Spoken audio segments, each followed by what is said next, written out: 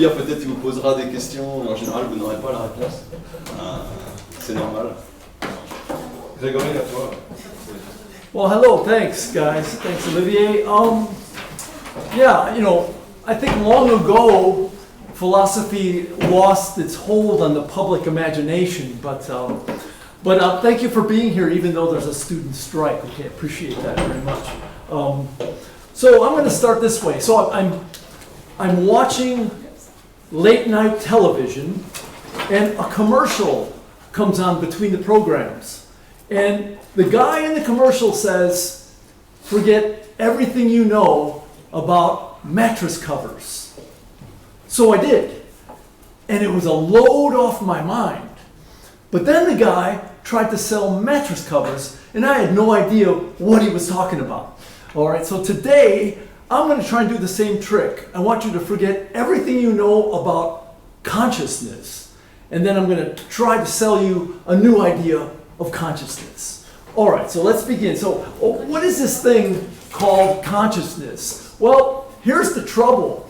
For me to make you forget everything you know about consciousness and start over, it's going to be a challenge because everybody in this room thinks they're an expert on consciousness. You have been conscious every waking moment of your life. And there's something about consciousness. Just being conscious is knowing conscious in some peculiar way. The being is the knowing. And some would say the being is the knowing it completely. So we're experts on consciousness, every one of us. And this is a problem because the study of consciousness has to somehow undo that to start again. Let's use an example. Take chocolate. Now we all like chocolate, right? So consider your conscious experience of the taste of chocolate. Who is a better authority on that than you yourself? Okay. Now I'm not talking about some objective properties of chocolate like cocoa to sugar ratios, this sort of thing. No, I'm talking about your conscious experience when you're tasting chocolate. You know this, or you seem to know this, better than anybody else. It's private and it's perfect knowledge somehow. All right? Now, even if we had a brain surgeon, for example, who opened up your head right while you were tasting chocolate, okay? And he located the part of your brain that lights up, as the cognitive scientists loosely put it, that lights up right when you're having an experience of tasting chocolate.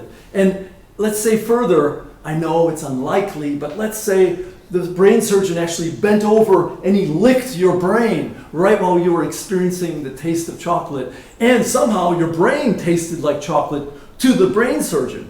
Astonishing new data, of course. But even that case wouldn't be your taste of chocolate. You see, your taste of chocolate is entirely different. This new taste of chocolate for the brain surgeon, it's just another condition you need for you to have your experience of the taste of chocolate. I mean, we all know about, there's some story of sensors in the tongue and some story about pathways of the nerves to the head and some story about electrical and chemical activity in the brain, but none of that is your experience, your conscious experience of the taste of chocolate. That's just conditions required for you to have the taste of chocolate. Okay, so here's the bad news. Science and philosophy, they don't have any idea what your conscious experience of the taste of chocolate is. And it gets worse. Not only do they not have an idea of what it is, they don't have an idea of even where it is or when it takes place. And that's a lot not to know. Okay, we've been thinking and talking and writing, discussing consciousness since antiquity, and yet we don't know.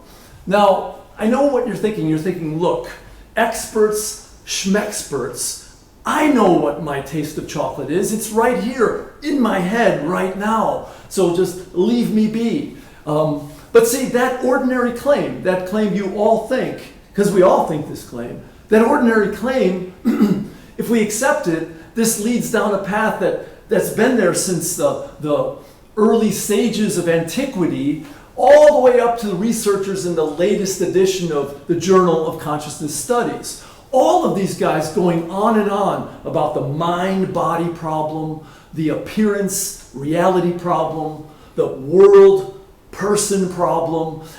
In short, what's now called the hard problem of consciousness. And this is still with us today after all of this work because we don't have a good theory of the nature of consciousness. And without that theory, we don't have a good way of studying consciousness. Okay? All right, so let's go on.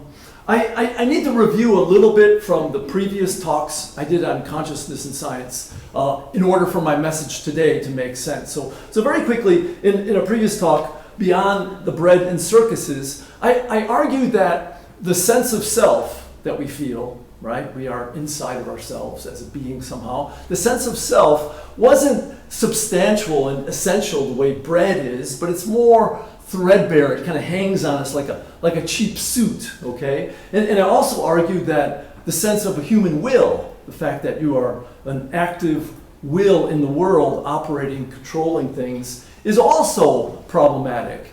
And I noted that in the cognitive sciences these days, we're getting quite a bit of evidence in support of these, sort of awkward views, because we have strong intuitions that we do have a sense of self, and we do have a sense of free will, right? But the cognitive science studies, things like Ben Levitt's mind timing experiments, have shown that, look, the human will can't exist in a physical world with the laws of physics and so on. And also, we've looked at Eastern contemplative traditions. We've actually wired up Buddhist monks while they're doing deep meditation practices and we've wired them up to brain scans and take careful looks at what's going on in their brains. And so we're getting quite a bit of new evidence about how the self and the will are at least problematic as generally understood. In that talk, I also introduced a concept I call radical introspection. Now, essentially, radical introspection is the idea that, look, alongside all the technological advances of cognitive science and alongside all the surveys and explorations and research into Eastern contemplative traditions, we can learn a lot about these issues just by careful introspection. Excuse me. We can learn a lot about these things from just carefully introspecting in ways informed by these technologies and informed by the things we now know about Eastern contemplative traditions. I have some good examples, actually, of this. Well, hold on. You weren't supposed to see that. My first example is really straightforward. It's David Hume, the Scottish philosopher, talking about our sense of self. Okay, so we all feel that we have a sense of self, but let's radically introspect a little bit. Now, I'll just read this. This is from David Hume's great philosophy book, where he's considering this idea, right? So here it goes. For my part, when I enter most intimately into what I call myself, I always stumble on some particular perception or other of heat or cold, light or shade, love or hatred, pain or pleasure. I can never catch myself at any time without a perception, and never can observe anything but the perception. If anyone, upon serious and unprejudiced reflection, thinks he has a different notion of himself, I must confess I can reason no longer with him. He may perhaps perceive something simple and continued, which he calls his self, though I am certain there is no such principle in me. Okay, I think Mr. Hume here is being a little bit tongue-in-cheek. He knows damn well his opponent doesn't have a sense of self either. He just hasn't done enough radical introspecting to make this discovery. Okay, as far as the will goes, the human will, well, I'll put it to you this way. We have an intuition that we can control the world and control our bodies in the world, and we have stronger intuition that we can control our minds. But in fact, a few moments of reflection, careful radical introspection, you'll see that you can't even control the next thought crossing your mind, let alone all that other stuff. For example, this one, nuns gone wild. See, you're all thinking about that now, and none of you saw that coming. Well, maybe you did because I showed a slide momentarily. But you're thinking about Nuns Gone Wild. And maybe now you're thinking, well, I should kind of stop thinking about Nuns Gone Wild. In any case, there's many things that cross your mind that you had no idea putting there, all right? And this is something that, you can discover with a moment's radical introspection. Arthur Schopenhauer is the philosopher who's done a lot of work on this one. And I've got another quote by him here. Arthur Schopenhauer was sort of famous for pointing out that, look, you can do what you want to do, but you can't create your wants. And this takes a little thought, right? You need to reflect on that one a little bit. Anyway, he puts it very subtly, very nicely here. So, let us imagine a man who, while standing on the street, would say to himself, it's 6 o'clock in the evening. The working day is over. Now I can go for a walk, or I can go to the club. I can also climb the tower to see the sunset. I can go to the theater. I can visit this friend or that one. Indeed, I can also run out of the gate into the wide world and never return. All of this is strictly up to me. In this, I have complete freedom. But still, I shall do none of these things now, but with just as free a will, I shall go home to my wife. Okay, so I sort of like how he puts that. Again, you could do what you want, but you can't decide what your wants are going to be. This is something that becomes clear from just a little bit of radical introspection. Okay, so after this talk, I did another talk where sufficient conditions for something or other. I thought, let's try to get at consciousness by looking at how it's been handled historically. So I looked at Descartes and Leibniz and Berkeley, and just to see if the conditions of consciousness historically have somehow developed, evolved, given us some insights. And from this talk, it seemed to me that the answer was that, all right, there's three main positions here. There's dualism, there's physicalism, and there's idealism. These are the main general categories of ways of thinking about consciousness and its place in the world. The thing is, we all have very strong intuitions about dualism, right? We all feel we have mental states, of course we do, and we have physical states, of course we do. And yet, most of the science and philosophy has shown that this is an untenable, impossible position to hold. So this is a wonderful area to do some philosophy. There's a big problem here. Now, a lot of scientific results don't come with a change in our strong intuitions. For example, we all think that the sun rises in the morning and sets in the evening. Now, we know scientifically, ever since Galileo and Copernicus, we know that there's no such thing as a rising or setting sun. On the other hand, we keep that strong intuition of the sun rising, sun setting, despite our new conceptual understanding that this is not really the case. The same thing happens with dualism. All right, so most practicing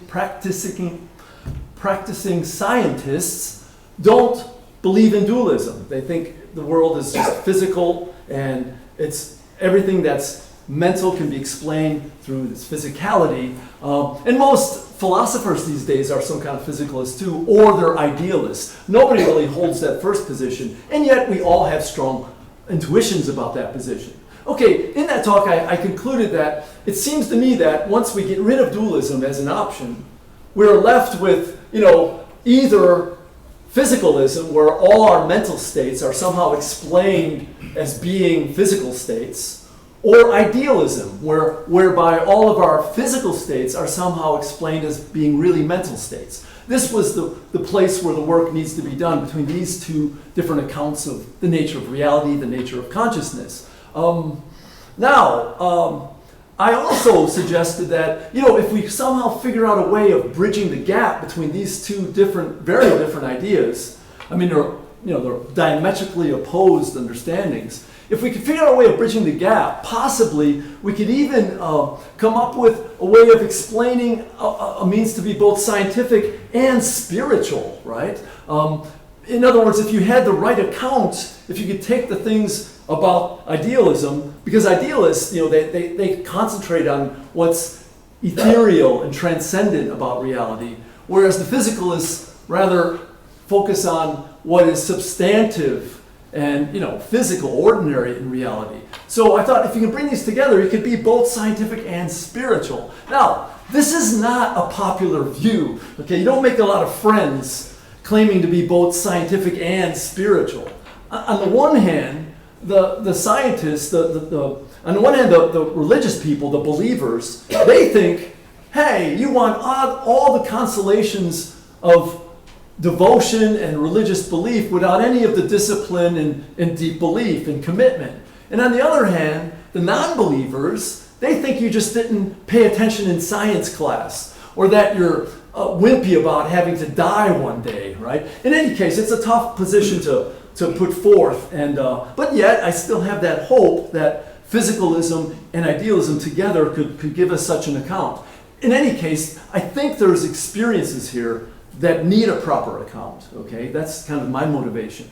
Okay, so let's move on then. So that's the background. I want to first look at how consciousness has been treated in the philosophical literature, all right? So I think these are the main concepts, and I've mentioned them previously, but I really want to criticize them this time, because I don't think they're finally helpful. Okay, so the first one, what it's like to be-ness. Now, this is an idea, it's a simple idea, it's almost like a jingle, right?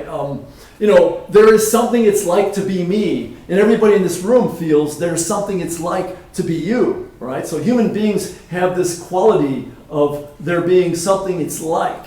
And other things, we presume some of the higher animals also have the quality of there's something it's like, to be, I don't know, a camel. There's something it's like possibly to be a dolphin. But then there's these other things, like a door, for example, or a rock. There's nothing it's like to be a rock or a door. We know this. Now, this idea of consciousness is the quality of there's something it's like to be that thing, I think is problematic for a number of reasons. The first reason is it introduces this threshold game. So on the one hand, you've got human beings and some of the higher animals, and there's something it's like to be those things. And on the other hand, you have doors and rocks, and we know there's nothing it's like to be those things.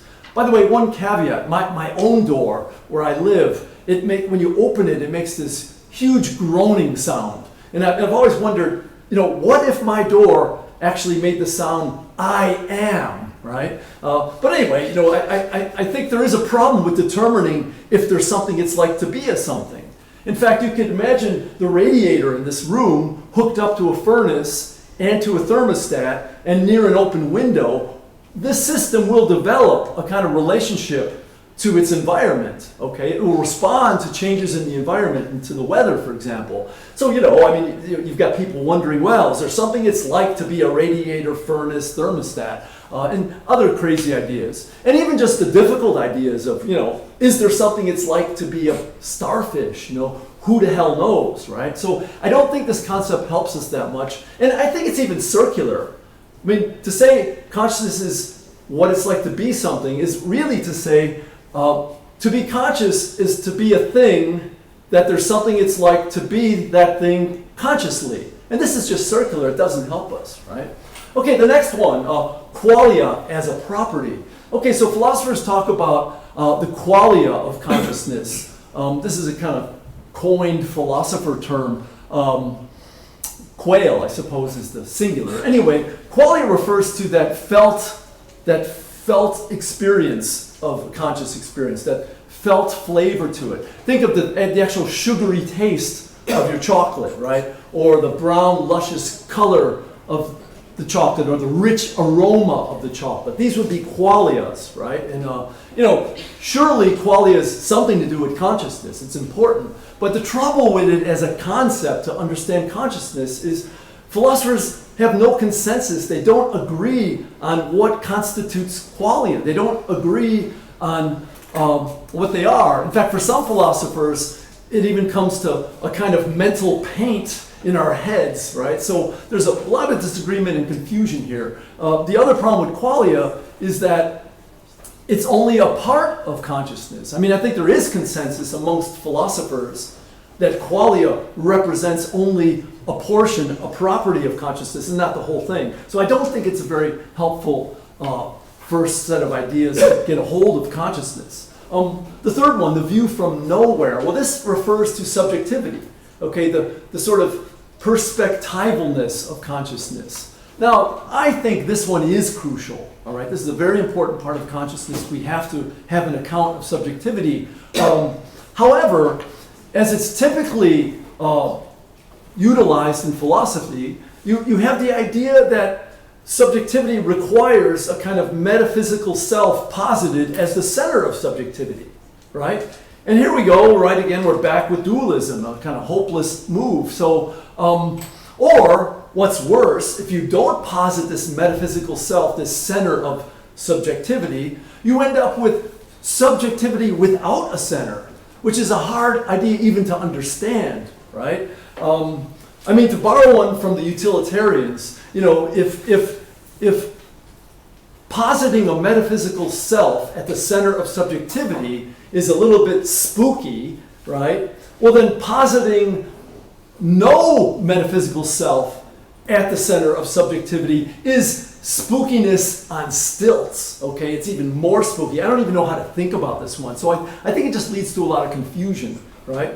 And then finally, the quality, the feature of being aboutness. Now this one also I hold as very important, okay? So what is being aboutness? This refers to representational states, intentional states of consciousness. The fact that things in consciousness could be about other things. For example, Paris, France. Okay, now all of you, well, some of you anyway, you're French, so I don't know how this plays out in France, but some of you, when I said Paris, France, suddenly had the experience of an Eiffel Tower, for example, right? Now, how does that work? How could something in your brain be about something that's not in your brain? This is what the problem of aboutness or intentionality refers to.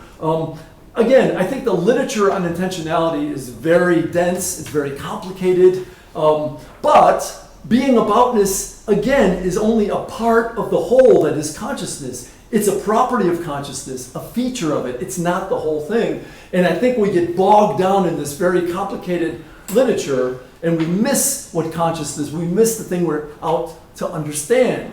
By the way,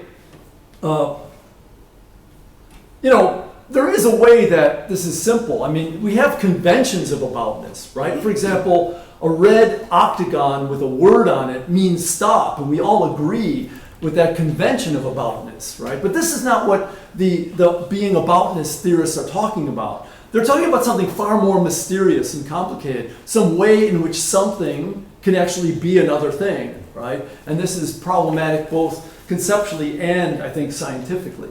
Okay, so these concepts, I submit, don't really help us that much.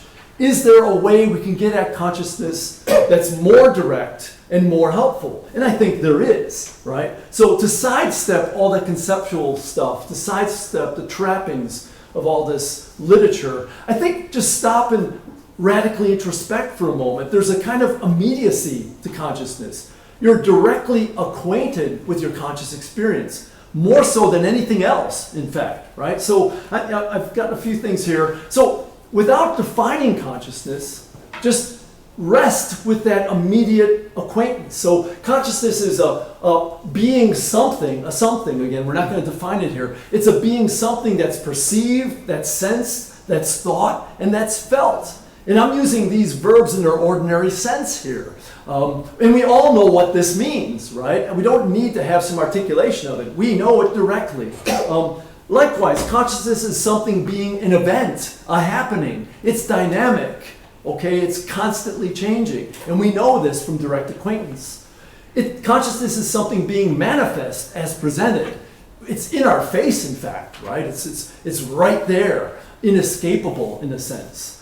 Consciousness is something being revealed in a point of view. Well, this goes back to that subjectivity stuff, and I'll talk about this a little bit further on. And then finally, consciousness is something being open, clear, vivid, and this word is problematic in philosophy, and real. I want to say there's no denying consciousness, okay? This is this kind of certainty that you felt, as I mentioned at the beginning, that you just know your consciousness, right? Being is the knowing. All right, so these are better, I think, as initial steps to really to know what we're talking about, right? You can just put it in one phrase, right? Consciousness is something being directly, transparently there, and not something deduced, inferred, posited, constructed, or conveyed by something else. All right? Consciousness as immediate acquaintance. And I want you to hold on to this concept because I think that's the first thing you discover by doing some radical introspection. Okay, I think we're ready. Let's take a look at this idea of radical externalism, which is my main message today. All right, so radical externalism is quite radical. It's a kind of throwing the house out the window. This is a wonderful expression from the Spanish. I don't know if this sort of thing happens a lot in Spain, but in fact, we're going to do a version of throwing the house out the window of consciousness study, right? For example, from the scientist, we're going to take away this organ in the head that somehow secretes consciousness. And we're going to give them back a brain as a physical object like any other ordinary physical object. Okay? From the philosopher, we're going to take away this house of smoke and mirrors, which is the pseudo-physicalism that they try to advance. Okay? In other words, they call it physicalism, but it often has trappings of dualism, hidden trappings or unacknowledged trappings of dualism. And for the ordinary person, we're going to take away this inner world they have and this central place of importance in that world. And that's a big deal. However, for the ordinary person, I think we're going to give back something quite special and more coherent than that misleading set of intuitions. Okay, so I've got to do this bit by bit. The first thing is I should tell you about where these ideas come from. These are very new ideas. So Ted Hondrick is the person who coined the phrase. He's a Canadian-born British philosopher of mind. His most recent book, Actual Consciousness, is a big study on these ideas. However, for Ted Hondrick, he divides consciousness up into perceptual consciousness and also cognitive consciousness and affective consciousness, right? So perception, presumably out here in the world, then thinking in the head, and also feeling somehow in the head. Radical externalism is developed much further, and I think to fruition, let's say, by Riccardo Manzotti, an Italian philosopher of mind. He's not just a philosopher of mind. He's also a robotics engineer. He's a cognitive scientist specializing in artificial intelligence. He's a perceptual psychologist.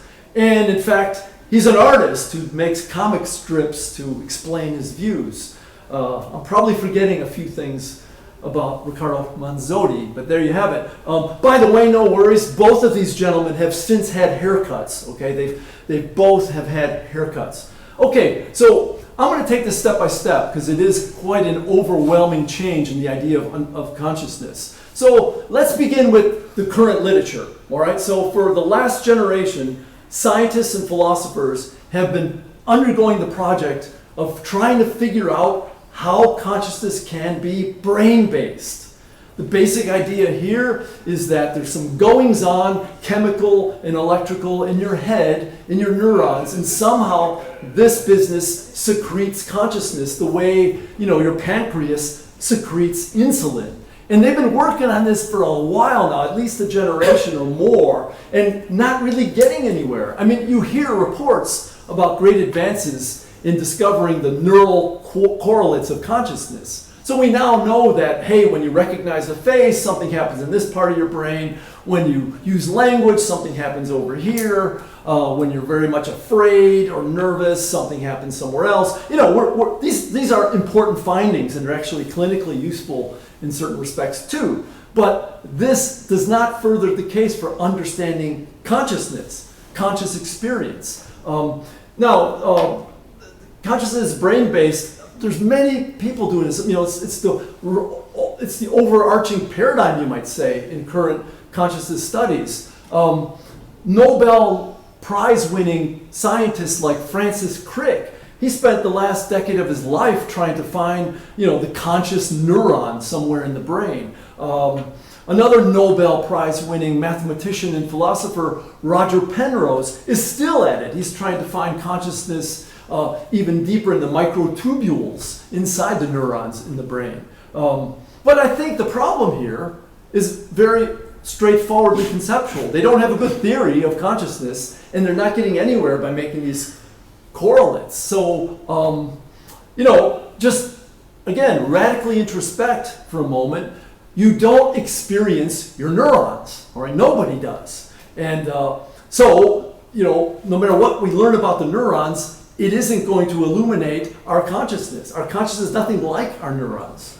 Well, you can't keep doing this forever. So the literature has moved on somewhat. I mean, now we have a lot of theorists trying to work out a way that consciousness could be brain-based and body-based. So it's the two together, right? So the idea here is, well, if consciousness isn't secreted by a brain, maybe it's the brain and the brainstem, or maybe it's the brain and the entire nervous system, or maybe it's the brain and the eyes and the ears, because they're important organs clearly, sense doors, or maybe it's the skin, which is a neglected and fascinating sense door. So, or maybe it's a combination of all these things. Anyway, this is the idea of consciousness as brain and body based. Merleau-Ponty, the French philosopher, was an early precursor to this kind of thinking. And more recently, Francisco Varela famously worked on this. Ivan Thompson is doing interesting work. But again, I want to suggest that there's a paradigm problem here with this idea.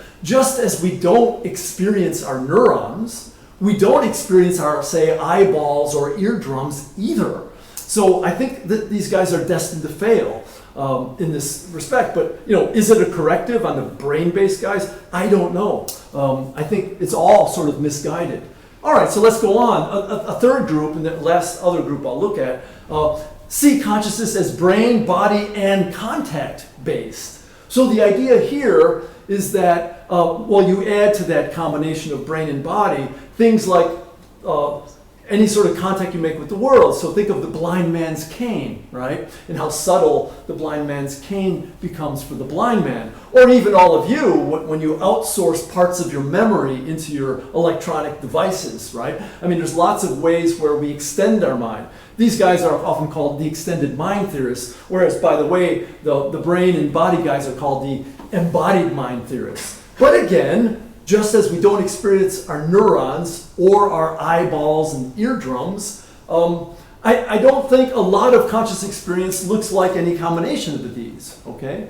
So now we're ready. So this is a kind of, I think, revolution in understanding unconsciousness. Radical externalism is actually consciousness as object-based, okay? So notice the arrows are very different. They're not about the body. The arrows are pointing at the objects themselves here, and at just the objects. And that's on purpose, because this view is actually that when you have a conscious experience, there's an identity between your experience and the objects you experience.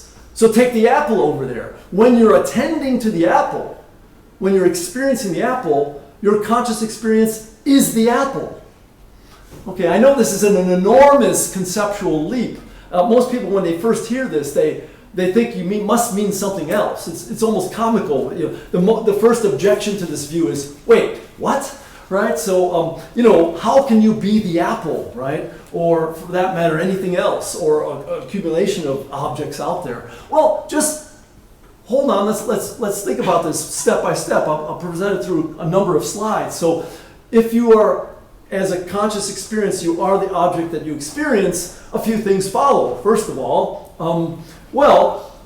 first thing that follows is you become less important and the objects become more important. They become more prominent, right? Well, I'm okay with this, of course, and we should be okay with this because, as we know from both radical introspection and a lot of cognitive science, the self and the will are problematic ideas anyway, right? Ultimately, with radical externalism, you disappear and it's just the objects, okay? Another thing that should come to mind right away is, okay, along with Leonardo's flying machines and Apple, we've got a drawing of a hand, right?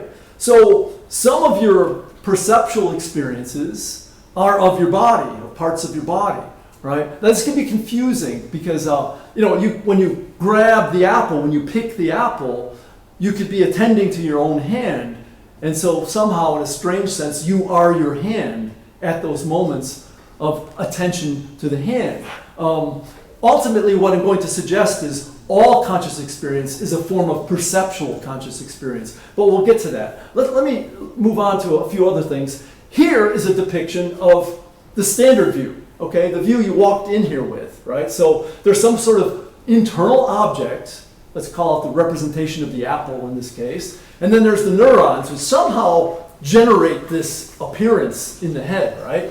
And then there's the brain, which houses the neurons, of course, and then the brain, it gets all it works with from the senses, and the senses, of course, are housed by the body, and then the body finally is the thing that interacts with the external object, again, in this case, an apple out there in the world.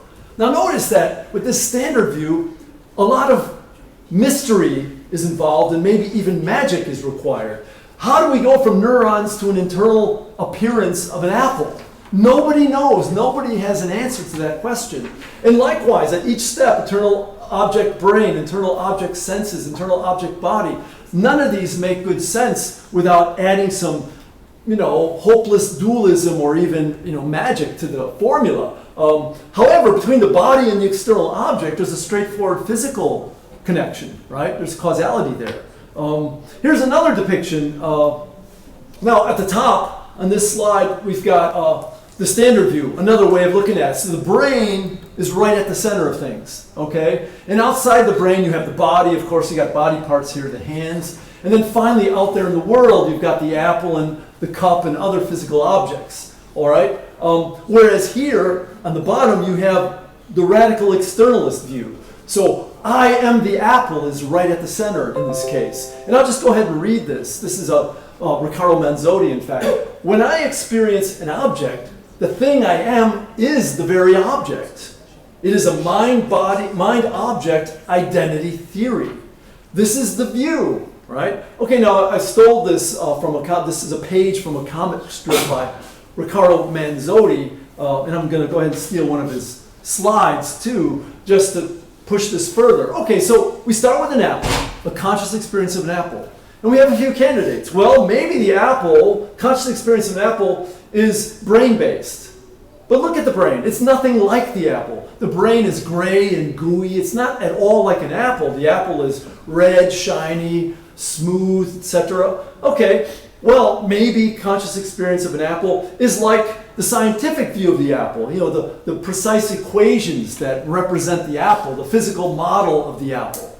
But again, apples aren't like equations, not at all. The conscious experience of an apple doesn't seem at all like an equation, right? Or a third candidate, maybe the conscious experience of the apple is the apple. After all, the apple itself has all of those features, every one of them, in fact, okay? All right, now I know this doesn't get us there because there's all sorts of immediate objections like, well, wait a minute, how many apples are there? If two people look at the apple, how can they both be the same apple, right? Or, what if I eat the apple? Et cetera, et cetera. But we'll get there, okay? Just hold on to this idea for a moment, and I'll fill in the blanks. Okay, so here's the first move I'm going to make. Forget the apple for the moment. Let's look at some more complicated objects.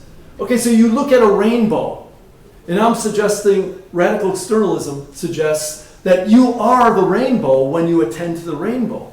All right, so let's think for a minute, just physically. What is a rainbow? A rainbow is a set of, raindrops and a set of sun rays and some sort of observer, right? So in this case, you've got the man, quite excitable guy here. I think they captured him right at the moment when he realized, I am the rainbow, right? Anyway, in this case, the man is required for that rainbow to exist. I don't know if you really understand this, but put 10 more people in that field and you have that many more rainbows. They'd all be slightly different. No two people are experiencing the same rainbow, but everybody has their own rainbow. So back to the apple, I'm suggesting that everyone does have their own apple, although that self-same apple is using the same atoms of the physical apple. So you really are the rainbow when you have a conscious experience of seeing a rainbow. You need your body, you need your brain, you need your sense doors, and you need your brain. Why? Well, the sense doors and the brain actually allow for the rainbow to be, okay? I mean, Manzotti uses the analogy of a dam and a lake. So if you make a lake by using a dam, You need the dam to have the lake, but the lake is not the dam. The dam is required. It's a necessary condition for the lake, but it's not the lake at all. It's nothing like the lake. Likewise, your sense doors, your brain, your body is required for you to be the rainbow or the conscious experience of anything. That's the view here.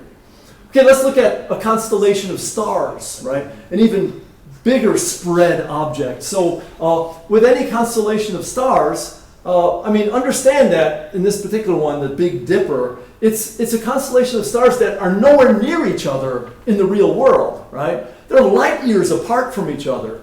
So when you look at that constellation, you're making a whole out of very disparate parts, okay? The stars, if the stars of that constellation were actually conscious themselves, they would find it surprising news that they were a constellation, that they were some kind of organized whole. They're only an organized whole for you, the observer of that constellation of stars. What you do as a conscious experiencing entity is make wholes out of parts. You basically take from the whirlwind of possibility and make some actuality out of grabbing it together. That's what the guy's doing with the rainbow. That's what you're doing when you look at a constellation in the sky. So objects are much more complicated than we thought they were. That's one thing that we have to embrace about radical externalism. But that's a straightforward fact of physics, by the way. We're not adding anything mysterious here. Okay, let's go on. You are the music while the music lasts. Okay, we got John Coltrane here. Now, I think most of us have had intuitions like this, right? It's not, they're not the intuitions we have all the time, but from time to time, we have experiences where we fuse with the objects that we're attending to. Maybe you're engrossed in your work and there's a kind of flow experience happening where you disappear and you're just creating the sculpture or whatever else it is you're doing. You are the music while the music lasts. Now, what radical externalism is suggesting is that these experiences that you have once in a while are the more revelatory experiences for the way things really are. So there's a deep truth about you being the music while the music lasts. And radical externalism is building on this first premise, okay? So this is all rainbows, stars, music. This is all quite, cosmic, really. Let's go down to earth. You are the room that you're in, right? Let's go to your room. Let's keep it simple. So, when you're in a room, the first thing to point out is, you're in a room, plain and simple. You're not in something about a room, okay? There aren't two rooms here. There's no representation of the room. You're immediately acquainted with the room. The room has, walls and windows and floors and furniture, etc., etc. And when you are conscious of that stuff in the room, again, on radical externalist reckoning, you are those things. You are picking out from possibilities in the room the things you attend to. And you're making those into wholes from the various parts. Why are you radically naked in the room? Okay, so what does that mean? Well, first of all, I think when you get rid of this business of appearance and you see that you are directly acquainted with the actual reality, we lose the layer, the disguise of appearance. I think you're more straightforwardly connected, right? Does naked do that? Look, I used to live in Pigalle, the neighborhood in Paris, Pigalle. Not in Pigalle, I lived just up above Pigalle. But as many of you probably know, Pigalle is full of dodgy strip joints and dodgy X-rated cinemas. And you see these signs around that say XXX, right? XXX. And once in a while, you'll see a sign that says 10X. 10X.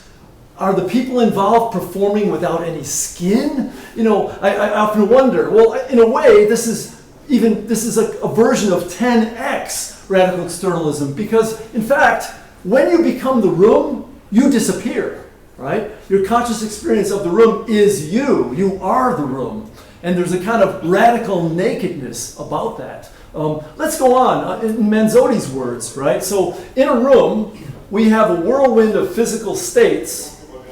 When a body comes into the room, its sensory capacities carve out one possible subset of that whirlwind. Okay, it's a nice restatement of it. So you can think of reality as this whirlwind. It is. It's a physical whirlwind. It's full of complicated objects dynamically in interaction. And it's a kind of whirlwind that you choose from.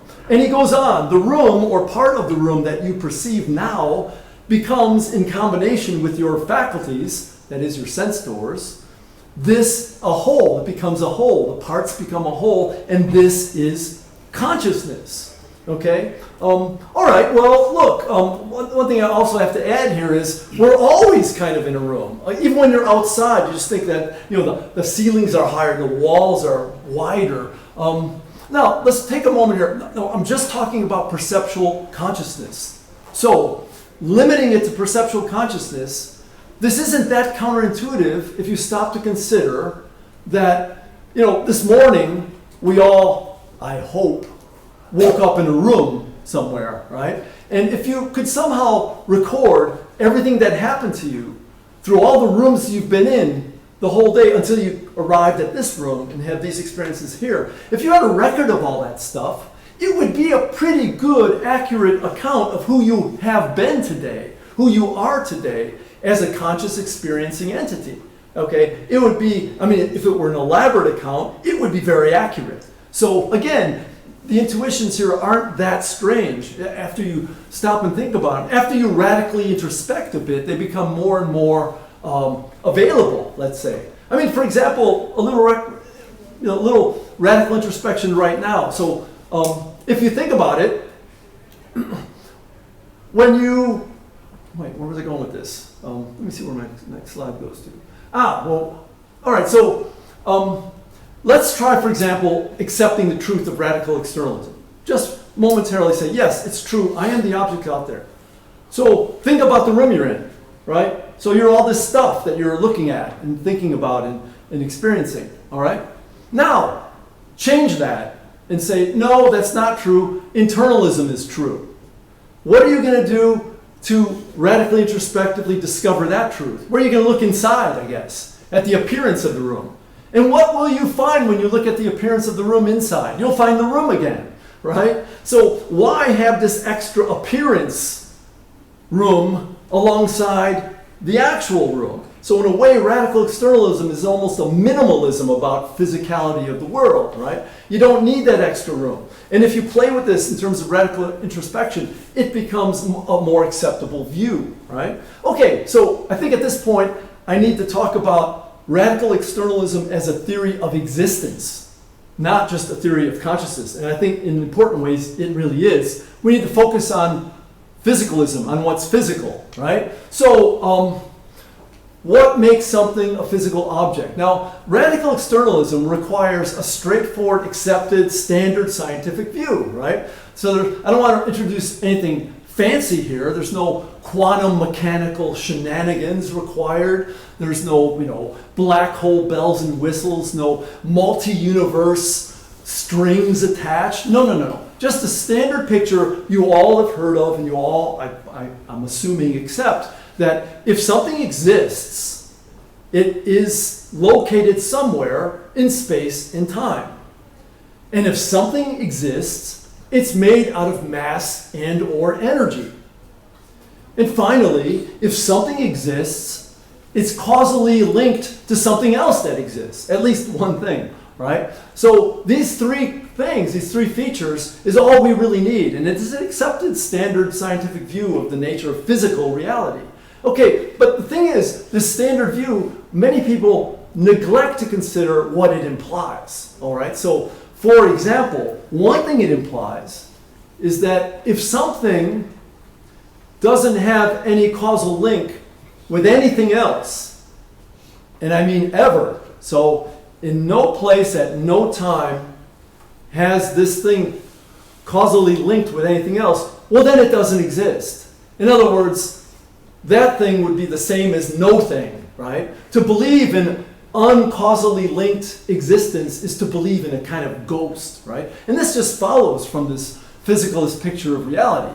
Another thing that's neglected, is just as important, is that if something is located in space and time, And if something is made out of mass and or energy, well then it must be causally linked to some other thing, right? Now, with these two neglected ideas in place, we can have a richer understanding of how everything in reality is actually relative. And I think the best way to get at this is to look at the concept of velocity. Okay, now, ever since Galileo, we understand that velocity isn't absolute, right? The idea of something being absolutely at rest or absolutely in movement, these are old ideas. We've since discarded these ideas. They're not true. The room we're in now, the room here, seems not to be moving compared to, say, a bird flying past the window. But of course, this same room here is spinning at a pretty good clip around the axis of the Earth, okay? Different frame of reference. And this room here is orbiting at an even greater clip around the sun. So, velocity depends on the frame of reference. We all know this. I mean, if you look at this diagram here, okay, so a guy is throwing the ball out of the window of the car that's moving at a certain speed, and, it has different velocities compared to the three different frames of reference here, A, B, and C. Now, note that if you eliminate C, just eliminate C, a drone strike takes C out of the picture. If you eliminate C, that relative velocity is eliminated too. And if you bring C back, it comes back into existence. Now, there's nothing spooky going on here. It's purely physical, right? Velocity is always relative to a frame of reference, and relative velocity is always physical. It's a physical fact about the world, right? And we accept this quite readily. Well, what I want to suggest is we neglect the fact that all existence is relative in the same sort of way as velocity, right? Consciousness as an object is certainly relative. It is always relative to a frame of reference, like the room you're in, for example, and relative subjectivity is physical. So we have to get our heads around this idea of relative physicality. This is the step that radical externalism presents that helps us get rid of these big problems like the mind-body problem and the appearance-reality problem and the person-world problem. So we don't have to choose between physicalism and idealism in a sense. We could cherry-pick from the idealists things like, the important things like subjectivity, which does exist, but we can see it as physical. So forget about these warring factions of philosophical ideas. We don't have to choose between them, right? Okay, so I think here I should introduce just a few objections to radical externalism. It's beyond our scope for me to treat them very carefully, but at least I should mention them because I'm sure you're thinking, right? I mean, it's not all perceptual consciousness. I've been speaking about perception almost solely here. Okay, so I'll raise two kinds of objections from the eternalists, right? So the first one is that thoughts and feelings, for example, they don't seem physically object-like at all, right? And they don't seem to be out there in the world either. So what about thoughts and feelings, okay? And another objection, and it's a different class of objects, but it's a similar structure of objection. For dreams, hallucinations, illusions, misperceptions, there does not seem to be any corresponding real object out there of any sort, right? Okay, so these are strong objections, and there is actually quite a good story of explaining how this works in radical externalism. It basically comes to arguing how both these thoughts and feelings and these dreams and hallucinations and illusions and misperceptions, how all of this stuff are actually physical objects, but they're very spread, complicated objects, far more complicated than rainbows and star constellations, okay? I mean, note that in your brains, scientific fact, when you have a perceptual conscious experience, there's 30 meters of travel going on in your neuronal connections in your head. So, there's a lot of fancy objects in the world, okay, which we're just scientifically starting to discover. So radical externalism looks very carefully at that material. And radical externalism is a kind of empirical hypothesis. It's not just some armchair metaphysics going on. There are things to test to see if this is actually the case, all right? I will make one counter, though, to these kinds of objections. It's kind of broad, but it's worth thinking about, is, to counter the internalist, note that, thoughts and feelings, as I just suggested, can be elaborate forms of spread perception.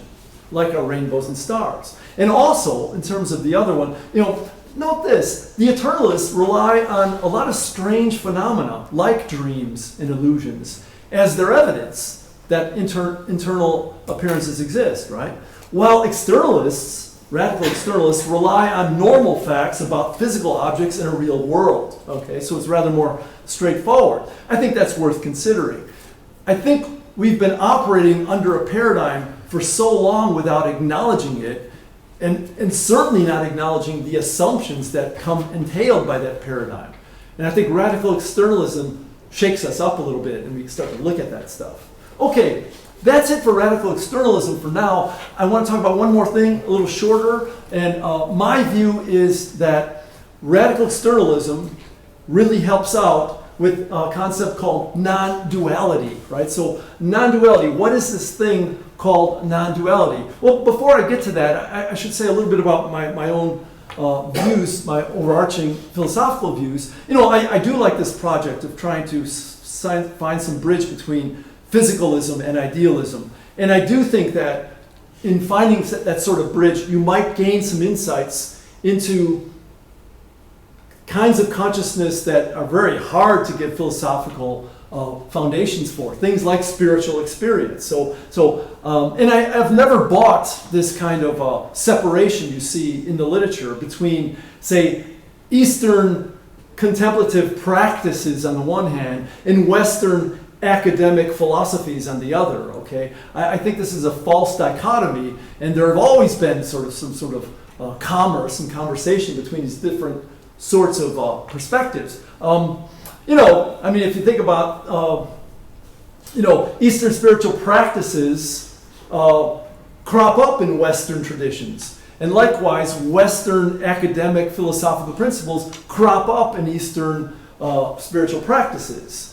And I think that applied philosophy, especially in the 21st century, might be a way of fusing these two sets of ideas closer, right? All along we've had important philosophers, Baruch Spinoza, William James, Alfred North Whitehead, Martin Heidegger, Peter Singer. There are several others. These are Western philosophers who have helped themselves to a lot of Eastern ideas and very fruitfully put these things together. So I'm one of those guys, you might say. And I care about things like the ultimate questions. I care about accounts or understanding the canonical literature, the wisdom teachings. And I care about, exploring, researching spiritual experience. But I want to do all of this stuff scientifically. And that's why I'm quite excited about the possibilities available with radical externalism. Okay, so what is non-duality? Well, I think the first big concept of this kind of thinking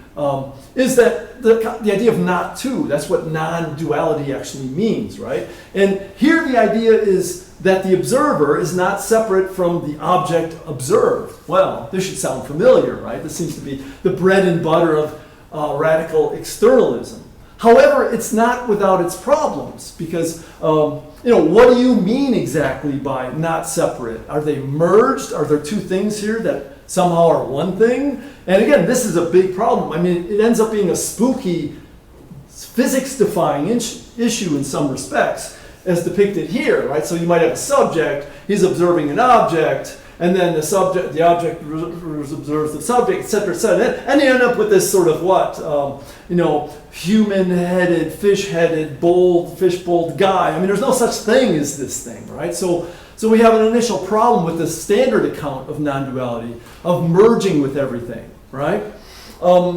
Now, radical externalism doesn't do this. Radical externalism suggests that you need your body, your sense doors, and your brain in order to be the apple, to be the rainbow, right? So you're not two things being one thing. So it solves a conceptual difficulty that the non-duality people have to struggle with. But let's go on. There's another, one way that the non-duality folks get around this one, or at least work through this one, is by another concept, this idea of empty awareness. So the idea here is, in as much as you come to understand that you are merged with everything in the world, in as much as you understand and apprehend what this is, you disappear, right? Well, again, this goes back to when Leonardo's man shrunk in comparison to the objects growing. So it could just be, the merging could just be clearing something up that was a misconception, right? For example, for a long time, we all thought, not us personally, but humanity thought that the morning star was different from the evening star. And that neither of those stars were in fact a planet, the planet Venus. So we now know that the morning star and the evening star and the planet Venus are all one thing. But there's nothing science-defying about this. We just kind of, cleaned up our concepts and realized, oh, we've been dealing with illusions here. These three things are just this one thing. So I think there's a version of that going on here with empty awareness. So discovering that it was an illusion that I was a self and separate. There's no such thing as separation. And so to take this a little further, another big teaching in non-duality is that, look, the standard view is that you're a person and you have this property called awareness. But in fact, that's false. Awareness exists, and persons and other objects arise within awareness. So you can almost think of awareness as a screen, and think of reality as a movie that's playing on the screen. So the movie that plays on the screen doesn't affect the screen. The screen is separate in a profound way from the characters, say, in a film.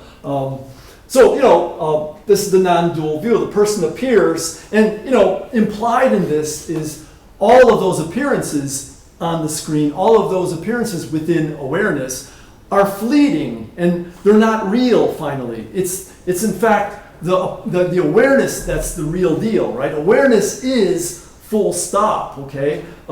Persons appear and disappear inside awareness. They're fleeting. They're forms that arise and that fall out of existence. They don't matter. The screen matters. The awareness, the container of the contents is what really matters. So these are old perennial philosophical views of non-duality.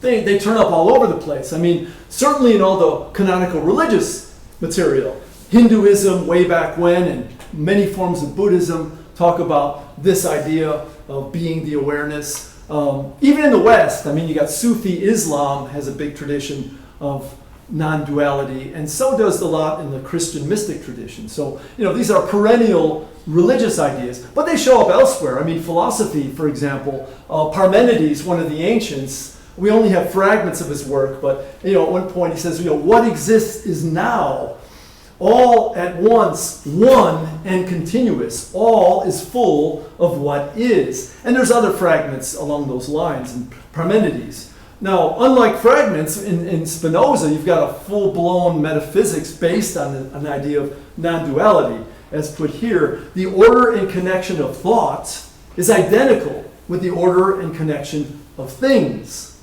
Okay, so, and then finally the writer among them, William James, we are like islands in the sea, separate on the surface, but connected in the deep. The God whom science recognizes must be a God who does a wholesale, not a retail, business. Okay, so that's philosophy. We've got religion, philosophy, and even science. Someone as straightforward and reductionistic as Francis Bacon, excursions into the limits of physical causes hath bred a vastness and solitude. This science flows not merely from the nature of the mind, but also from the nature of things. And Darwin, if there's ever been anybody who wants to have one principle in place, it's him. There's one thinking sensible principle, intimately allied to one kind of organic matter modified into endless forms. And then finally Einstein, the physical world is cock-a-doodle-doo. It appears to me that the real is an intrinsically empty, meaningless category. Okay, Albert, cock-a-doodle-doo, you can do better than that. Let's see. Okay, how about this one? The most beautiful and profound emotion we can experience is the sensation of the mystical. It is at the root of all true science. I mean, we have these ideas showing up in science. They're awkward for scientists, but I think we need to give them a proper account. And I think radical externalism meshed with non-duality can do just that.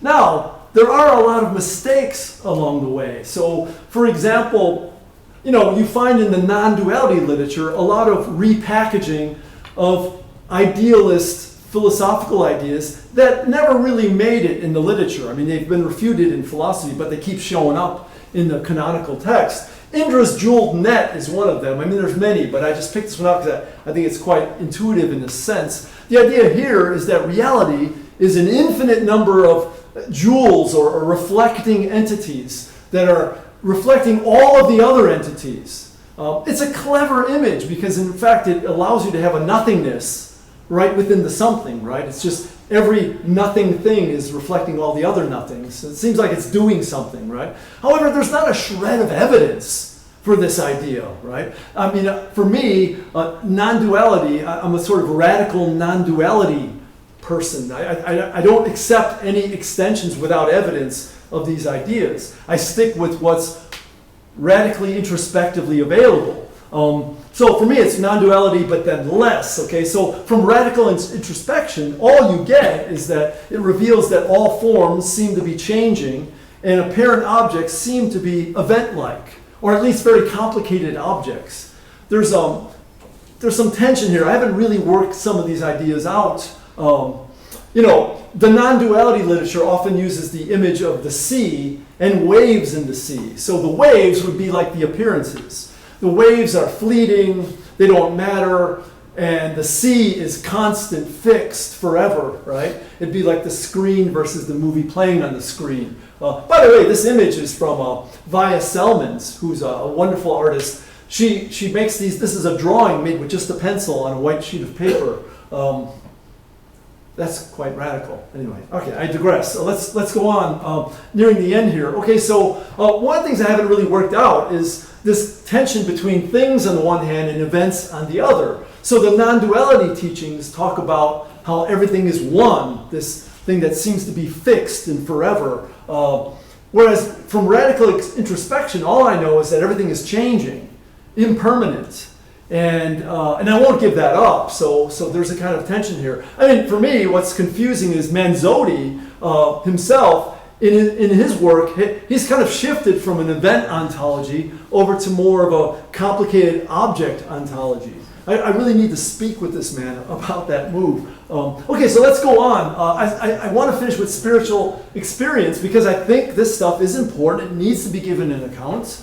And I think the combination of radical externalism and non-duality can help here. So what is spiritual experience? Well, I think there's categories of it, right? I think the big two are these two, right? On the one hand, you have a kind of felt presence and communion with something transcendental, some deeper reality, right? And it's conceived all kinds of different ways. And then you have love and compassion in all its various forms. I think these two things show up in all of the canonical literature, in every great religious tradition, and in pretty much every great metaphysical tradition in some form, right? But I think we could cast a wider net. I don't think this quite captures all spiritual experience. For example, many people talk about being awestruck in nature as a kind of spiritual experience. Oftentimes, interestingly for me, talking about fusing with nature, right?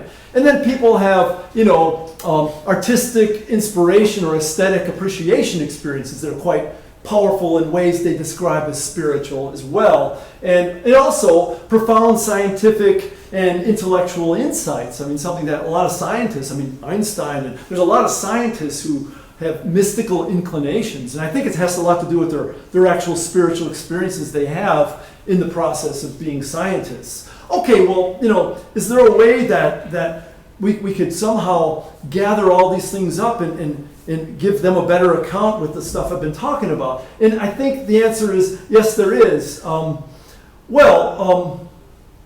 Yeah, but maybe first let's play devil's advocate, okay? So what are some objections to any account of spiritual experience, right? And I think there are some really important objections, right? So first of all, if you study spiritual experience, you try to bring it into the lab, well, it's rarely repeatable or exactly replicable, right? So this undermines any sort of objective validity of these experiences, and it's hard to relate to reality. By this I mean, look, if you set out to cultivate spiritual experience, so you're trying to calm the mind, empty your head, be very, very still, and all these other things, you're trying to cultivate these experiences, well, we need to know what you should expect to have happen if there were no such transcendent reality, right? In other words, we need a control group. So it seems to me that if you calm your mind and go through these various practices, you just might have an experience that seems to have no contours and seems empty and seems limitless and all this other stuff. And that would be the case even without any further reality, right? And that's kind of good news, that objection, for me, as far as I'm concerned. Another objection is, well, hold on, spiritual experiences seem very dubious on evolutionary grounds. I mean, we have evolved as, say, call it medium-sized objects who have learned to operate in a world of other so-called medium-sized objects in order to, get old enough to reproduce and raise kids. I mean, that's what we're evolved to do, right? And so what the hell are these spiritual experiences about? What are they, how are they evolutionarily valuable, right? But then again, I mean, you could say, well, first of all, they might be vestigial tale type deals, right? In other words, they have been useful, but they're not now. Or they might be some sort of mutation looking forward where we don't understand how these things are going to be evolutionarily useful going forward. You can make Darwinian accounts of spiritual experience. Okay, the lack of a workable baseline. What I mean here is you have a lot of accounts, a lot of, big spiritual leaders who have had these powerful spiritual experiences, reaching enlightenment or awakening or liberation or whatever you want to call it. And then maybe 10 years later, they have another one, a deeper one. And so well, which is it? I mean, were you not enlightened before and now you are? Or might you get more enlightened in the future? I mean, these are problematic as research entities for sure. And then finally, and I think the biggest problem I have is, why are they cloaked in mystery? In other words, if these are the most important experiences, if these are the truth about reality, why on earth do we have to go through, yoga practices and careful meditations and I don't know what else, religious devotions and so on, some sort of extraordinary activities in order to uncover them? Why? I mean, if the truth is that there is the great spirit or the one self, the capital S self. I mean, if this thing is so wonderful and rich, why isn't it smart? Why did it need to be uncovered? Okay, so these are strong objections to any of these ideas. But I do think that we leave something out when we don't try to address them. And forgive me, I'm still writing notes on this stuff just this morning, so I'm going to just go ahead and read this as kind of summary remarks here. So what's intuitive and true about idealism is not its ethereal transcendence qualities, right? But the fact of subjectively physical experience. This is what radical externalism gives an account of. Subjectively physical experience that we can identify with and relish by way of radical externalism, okay? And on the other hand, I think what's intuitive and true about physicalism is not its substantial immanence, but how we can find ourselves at home in the world, being causally linked and being not like-minded, but like-bodied with everything by way of radical introspection. I think radical externalism allows you to be more at home in the world, okay? And finally, I think the best of spiritual experience is neither blissful nor empty, okay? I mean, you get these different descriptions of spirituality. They range from blissful to empty, from euphoric to surrender, etc. I think it's the realization that the thing that is our experience is the world around us. And this is non-duality at its finest too. Okay, so, all right, so last slide, talking like this, you probably thought it's a matter of time before he breaks out the hippie tie-dyed material. Okay, one such slide. All right, I'll go ahead and read this.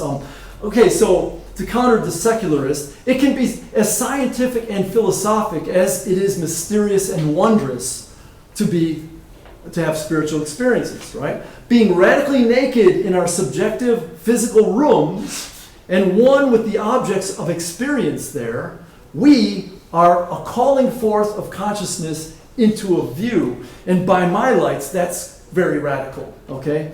All right, now I understand that these ideas are not for everybody. To be radically introspective, radically non-dual, radical externalism, it's not for everybody. Now, one of the philosophy courses I teach is bioethics, which is, this kind of bridge between science and philosophy. A question that comes up in bioethics is, can you get a person pregnant without having sexual intercourse with that person, right? And for this one, I got to go all the way back to the American Civil War to answer it. At a time when a stray bullet from the gun of a Union soldier pierced the testicles of a Confederate soldier, and the bullet continued in its trajectory to end up lodged in the birth canal of a nurse working near the front lines. Okay? Yes. Now, the baby was fine, okay, guilt-free. The soldier was a little bit pissed off. But, what I want to say is, look, this is a form of sexual intercourse, but it's not for everybody. Okay, it's just not for everybody. Likewise, radical externalism is to be radically naked in a room with a view, and it's not really for everybody. But thank you for allowing me to come out here and express these opinions. And I have some references, if you like. Okay, any other questions? All right, well, thanks a lot, everybody. Appreciate you taking the time, and good luck with the student strike. I don't know what's going on there, but, power to the people, or to the students, or to science and philosophy, to consciousness, power to consciousness. Okay, thanks a lot.